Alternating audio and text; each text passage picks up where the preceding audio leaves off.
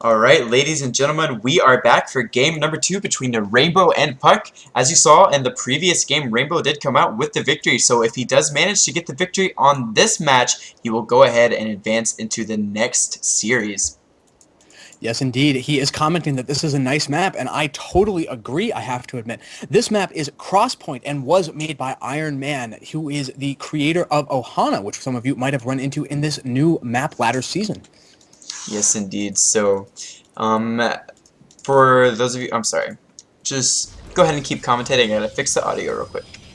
Alrighty, just trying to overcome the small technical difficulties that we have from this kind of first-time cast thing. Just like the experience of the FRB Grand Tournament has been a total roller coaster. It started out as a very kind of small community tournament, and then more and more people just started getting involved, and more people started kind of like offering to donate money. Sponsors got involved and stuff, and so we are still trying to figure out some of the awesome technical things that we need to be doing, and are now very, very pleased to be able to cast games by freaking Rainbow is playing. I can't tell you how excited I am for this. He is actually going for a gas first play, which means that I think he noticed the sudden influx of gas that he had by getting 3 guys on that gas very early. So he might be going for some kind of early factory or Banshee play. Yeah, I think that Banshee play is actually really likely in this scenario. I actually can't imagine anything else that would be quite as effective by getting the gas that early. Of course, he's going to shortchange himself just a little bit on minerals, but he's going to have so much gas here in about 1 minute. Yeah, he is throwing down his first barracks and immediately has 3 guys in that refinery. So it does look as though he's really going to be wanting to take advantage of the gas income there. And his opponent is actually going for a Nexus first build, which means that if he does not get at least some idea that his opponent is going for tech, he might find himself extremely vulnerable to a Cloak Banshee. Yeah, I think that's very possible and actually quite likely. So, of course, PuCK not getting any kind of gas just yet, instead just getting that gateway. No doubt he will be starting that soon, as he will most likely need a, well, he's going to need a cybernetics core. But Rainbow going for a reactor, so he could either be doing 1-1-1 in this situation, or he could just be going for, like, some kind of really early stem attack. But actually, factory being dropped, yeah, that's what I was going to say. There is a proxy factory going up right now, which I still do think is probably going to be for Banshees. I suspect that he is going to throw down the starport right next to it, use the factory to just build a tech lab, and then use the a lot of marine production that he's going to have available from that reactor to barracks to just kind of defend himself and make sure that he doesn't get caught off guard by any early attacks. Though I don't think that's something he needs to worry about, is right now the cybernetics core is only about halfway done, which means that PuCK, if he does not throw down probably a couple of additional gateways or something along those lines very quickly and get some kind of detection, he might be in a ton of trouble. Yeah, PuCK here, well, exactly like you said, only just now getting a cybernetics score. I would think that he basically, the only way he could come out here with a or not with a victory, but just like a good defense, is if he gets some lucky scouting. But he's not even scouting anywhere near that factory right there. Though Rainbow is totally mind gaming us. He is not, in fact, going for a Cloak Banshee. Instead, he's producing a Hellion out of that factory, which I guess will get him some scouting and will be pretty good because it can kite the Zealot. Until that Stalker comes out, it really won't have anything to fear. But as you can see, he's at about 360 gas, and so that's definitely, I think, a little bit of an error on his part. I don't really understand why you would go so quickly into the gas just in order to get a couple of Hellions out. Yeah, he's just got so much gas. Maybe he'll also add on the starport soon, or maybe get some kind of upgrades. But I mean, he's not getting an engineering base, not getting an armory, obviously. So yeah, we'll just kind of have to see what he does with that gas. I'm sure he has something in mind, though. The starport is going down right now in his main. Actually, he's throwing down a second starport, so we might, instead of Cloak Banshees, just be seeing 2 Port Banshees to go in and really punish his opponent if he does not have enough pure anti-air. Yeah, this Hellion composition along with those Banshees is going to be really strong. And Rainbow showing us that you can still indeed do one base play in this kind of variant. Of course, if he does not successfully do a ton of damage, then it's just not, I mean, it's going to be, in the end, it's going to be quite punishing to him. Now, we do see some Hellions coming into the main base of our Protoss player, and Rainbow getting a couple of kills right there. Let's see how many actually he got. He actually got about 6 worker kills with these Hellions, so really good micro. And I was actually watching Rainbow play a game the other day on a stream, and he used 2 Hellions to kill like the entire worker line. It was just so good. Rainbow has just got some boss micro, as you guys can see right here.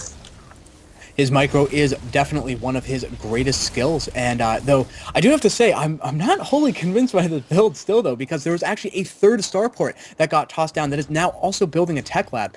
So in a fewer resources per game, because you have one high yield gas and just 6 mineral patches, you have 25% less money per base. So I'm not quite sure he's going to be able to support this, though. He might be going for something a little bit like the 4-gate, where he saves up a bunch of money and then spends it all very fast, even though he can't quite support the actual production that it would be long term to use all 3 of those buildings.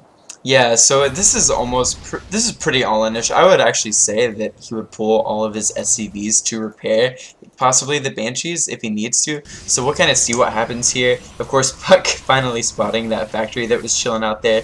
But, you know, Rainbow's not going to lose it. He is going to move into the high ground and will manage to hold on to that very important tech structure. And unfortunately, because there really has not been any more successful scouting after that first probe by PuCK, he has absolutely no idea that his opponent is still on 1 base. When we look at the army supply, it's 30 for Rainbow against just 12 of PuCK. And so while PuCK is moving into an extremely commanding economic position, he's going to be in a lot of danger for holding off this attack. And just as you said, Yeah. all of the SCVs are being pulled off the line and moving down behind this very scary army. And right now, Rainbow is moving out with these with 1 Hellion, and actually is gonna get the Banshees spotted by PuCK. That Zealot will go down. That was in control at that Zelnaga Watchtower. Of course, Rainbow almost missed marking right there. Actually, might no, I was gonna say he might lose a Banshee, but the Marines do move up here, and these Stalkers and Sentries are going to be forced to move back up to the top of the ramp. There are currently 5 Sentries out here, so some force fields might be pretty helpful. If you can block the Marines and kill the Banshees, it will be really nice, but these Banshees are in the lead, actually taking out those Sentries to deny any more shields from keeping the Marines at the bottom, and this is looking really, really dangerous for PuCK. Yeah, all of these Banshees are now being healed up with a 4th one joining the fray. It's been an almost pure Stalker warp-in. However, unless they're able to really target down these Banshees incredibly fast, the pure DPS output of the Marines, and now a 5th Banshee showing up, is going to be almost impossible for this group of just 7 Stalkers to deal with. Yeah, I just cannot really imagine what PuCK can do right now. He is building some cannons up here at him, or actually over at his natural, where are they building? I don't know, he's making cannons for defense, but really they're not going to be anywhere near enough to defend. Of course, there are a ton of Stalkers, and actually a lot more Stalkers just got warped in from PuCK, but these Banshees are just going to do so much damage, taking out these Stalkers so quickly. Of course, these SCVs are also drawing some fire from the Stalkers to keep the Marines alive a little bit longer, and I think that PuCK is going to get cleaned up here. And just to put the absolute final nail in the coffin, 2 Marines were rallied down to that 3rd base and have killed several probes and chased all of the other ones off the line. So the only base that PuCK had mining, even until before this gigantic worker pull, which is now going on in the main, was his main.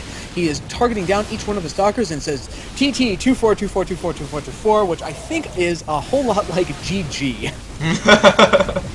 Yeah, he has calling Rainbow BM, but there is the GG from PuCK. Alright, so it looks like Rainbow is actually going to go ahead and advance into the next round. He won both of those games. Some excellent victories by Rainbow with excellent micro, I must say. Yeah, I do agree. I really like his decision to try to take advantage of that gas.